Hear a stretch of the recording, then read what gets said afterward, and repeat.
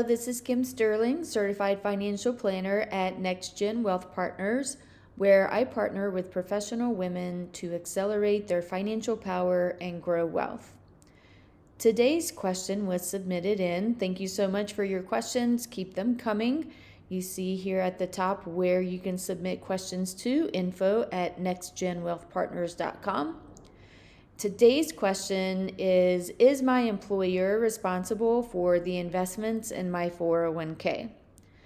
And they are somewhat responsible, but the employee is also somewhat responsible. So you see here, I have outlined the employer side and the employee side. So let's delve into this a little bit more. So when the employee logs into their 401k portal, they will see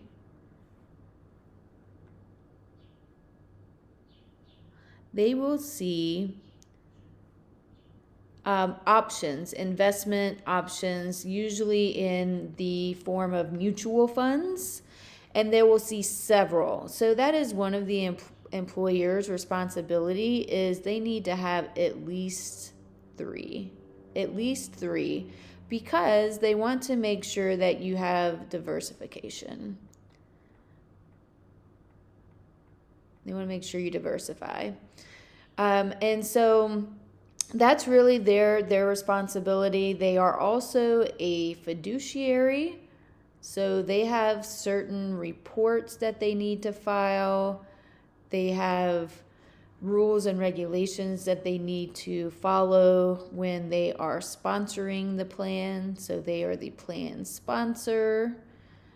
Usually they'll have board meetings at least annually. They'll have an advisor that comes in at least annually, and they're looking at this investment lineup and making sure that, for instance, if they are mutual funds, that they aren't flagged in some regard for very low performance or high cost, things like that. They basically just want to make sure that the plan is being maintained well. That is the employer responsibility. Now, when it comes to the employee responsibility with regards to the investments in the 401k, number one, it is the employee's responsibility to pick the investments. So again, when an employee logs into their portal, they will go through and they will select the funds that they would like to invest in. So pick the investments. That's the first thing. The second responsibility that falls on the employee is what we call the allocation, the portfolio allocation. And so you may have seen that expressed as sort of a pie, where you say, okay, this much of my portfolio is in stocks and the rest of it is in some sort of maybe fixed income investment like a bond. So, and the extent to how this is allocated is usually in percentages. Not usually, it is in percentages. So you could say, for instance, have 80% stocks and 20% fixed income or bonds. That is all the employee's responsibility, to pick the investment lineup and to choose, if it's not already chosen. Sometimes you'll see what's called a target date fund. I'm just going to put TD. So target date fund.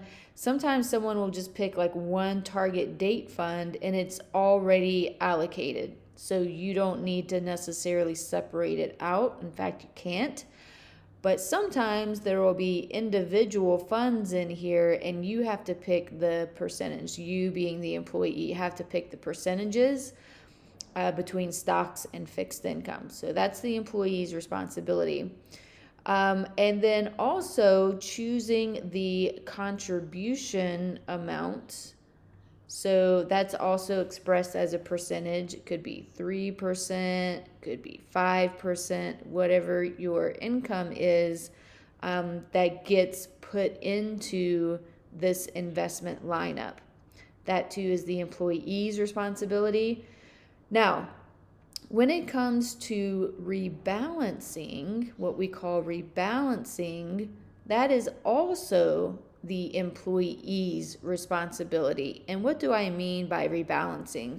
What I mean by that is the stock market fluctuates over time, correct? We know this.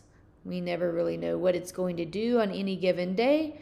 But remember what happened in 2008. There was a big market correction in 2008. And so understanding rebalancing is important. Understanding your investment allocation is important so that when a market correction happens, you'll fully understand what to expect when it comes to your portfolio performance. I'm just going to try to write this out here. What to expect with the portfolio performance based on the allocation. And as you might imagine, that is a very, very deep well, and it is why I recommend that you speak with a financial professional so that you can begin to understand how all of these things work together. All right, well, I hope that was helpful.